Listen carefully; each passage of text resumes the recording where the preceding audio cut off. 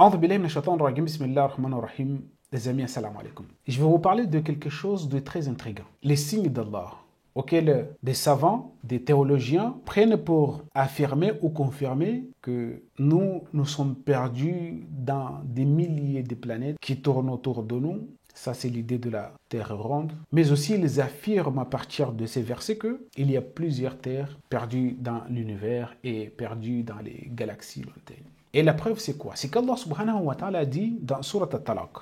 On va lire les versets. Allah subhanahu wa ta'ala dit الله الذي خلق سبع سماوات ومن الأرض مثلهن يتنزل الأمر بينهن لتعلموا أن الله على كل شيء قدير وأن الله قد أحاط بكل شيء علما.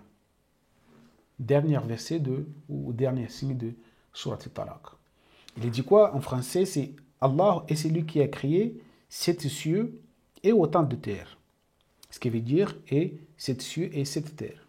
Entre eux, les cieux et les terres, son ordre se laisse descendre afin que vous sachiez qu'Allah est puissant sur toutes choses et qu'Allah a certes embrassé toutes choses en sa science. Surat Al-Talaq.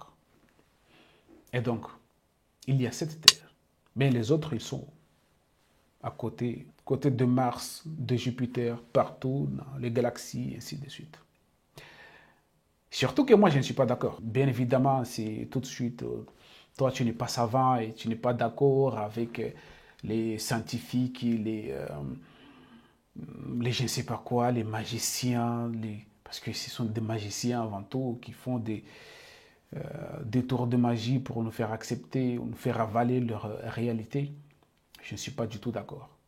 Et qui d'ailleurs, que peut-être j'ai une vision aussi, j'ai notre interprétation, un point de vue autre que celui dont même les savants musulmans confirment à partir de ces versets que la terre est ronde et la terre, il y en a plusieurs terres parce que Allah subhanahu wa ta'ala a dit qu'il y en a sept comme les cieux. Donc, il faut aussi préciser quelque chose de très important.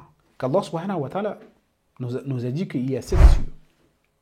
En même temps, al-ard mithlahunna, ce qui veut dire qu'il y a sept ard, sept terres.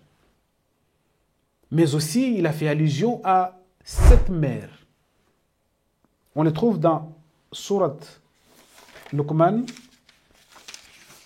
verset 27. Il est dit, si tous les arbres sur terre devaient être des calames, des moyens de transcription, des calames, des stylos, un truc comme ça. Et si après cela, la mer se grossissait de sept mers.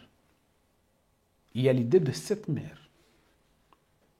ولو أن ما في الأرض من شجرة أقلام والبحر يمده من بعده سبعة أبحر ما نفدت كلمات الله إن الله عزيز حكيم. Donc il faut bien comprendre le sujet. Il y a sept cieux, sept terres et sept mers. Et nous sommes dans Ad-Dunya. C'est quoi Ad-Dunya? C'est l'espace vivable le plus bas. Le plus bas, ce qui est plus bas. Donc, parce qu'il y a les autres qui sont en haut, nous sommes plus bas, Bien évidemment, c'est le plus bas. Pourquoi c'est le plus bas? Parce que cette terre que nous vivons ici, et le ciel que nous voyons là, au-dessus de nous, Allah subhanahu wa ta'ala dit, يقول فوقكم سبع سماوات. Il a créé فوقكم, au-dessus de vous, de sept cieux. Et même les terres aussi, la même chose, sept. Et aussi des sept mers. Ce qui veut dire tout simplement, regardez comment les choses se composent. Ici, nous avons la terre, la mer, le ciel. Au-dessus de nous, il y a la terre, la mer, le ciel. Au-dessus aussi, jusqu'à sept cieux. Et jusqu'à sept mers. Allah subhanahu wa ta'ala nous a dit que les cieux, comment il les a compilés. Samawatin tibaqa. Ici, à l'étage. Donc, ce qui fait que le monde auquel nous vivons, je veux dire le monde réel que nous vivons, ce n'est pas le monde virtuel des scientifiques. Parce que les scientifiques, à partir de Photoshop et de Motion et de tous les logiciels, ils ont créé leur monde universel, leur monde virtuel qui nous démontre des galaxies, de n'importe quoi. Ils ont pu sortir de la Terre, alors qu'Allah subhanahu wa ta'ala dit c'est impossible de sortir ici. Ayez tous les millions que vous aurez, même les présidents les plus riches, allez, vas-y, allez vivre loin d'ici, si vous le pouvez. Non.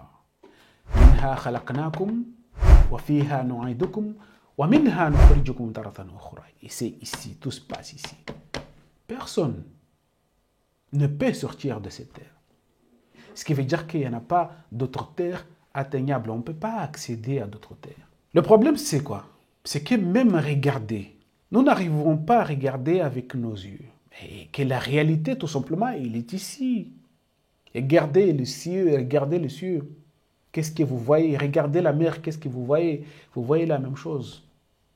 C'est de l'eau et c'est de l'eau. Personne ne peut franchir c'est le ciel pour aller je ne sais pas où. Et les 7 cieux, disant par là qu'ils sont tous, c'est ce que nous voyons là, ce sont les 7 cieux. Non, mais c'est bizarre. Qu'Allah subhanahu wa ta'ala les a décrits de notre façon que virtuellement on peut nous les montrer.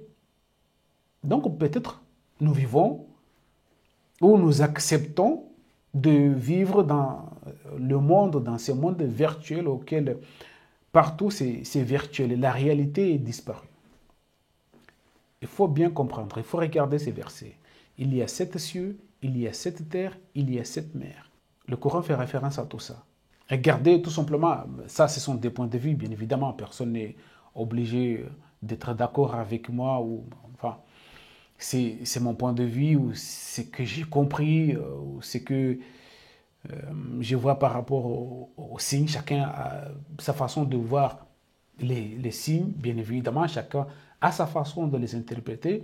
L'idée c'est qu'il faut arrêter, ou bien évidemment, moi j'essaie d'arrêter, de suivre tout simplement bêtement parce que le problème que nous avons rencontré étant petit, étant gamin, on nous a bourré le crâne, mais aussi dans les écoles laïques aussi c'est la même chose, que des mantras, des chansons répétées en boucle et des choses qu'aujourd'hui si vous regardez avec un œil tout simplement curieux, vous allez comprendre que on nous a juste fait avaler des bobards, tout simplement. Donc l'idée de croire aveuglement parce que les scientifiques ont dit, ou parce que les chiours ont dit, parce que les théologiens ont dit, non.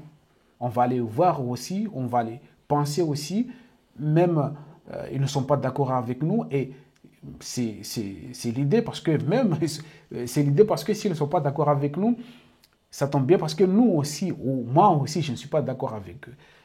Donc dans ce cas-là, chacun est responsable de son point de vue, mais personne ne va être jugé selon ce que l'autre lui a suggéré ou ce que l'autre lui a dit que c'est la réalité. Non, chacun a son point de vue, chacun a une conscience de regarder, de chercher, d'accepter ce que les autres ont proposé ou pas. Mais l'idée, ce n'est pas d'accepter parce qu'on vous a dit, parce qu'on vous a enseigné depuis tout petit que c'est comme ça, non. Si c'était comme ça, mais maintenant c'est pas comme ça. Il faut revoir les choses, penser autrement. Peut-être qu'à l'avenir, on pourra développer des visions contraires plus avancées. Wassalamu alaikum wa rahmatullahi ta'ala wa barakatuh.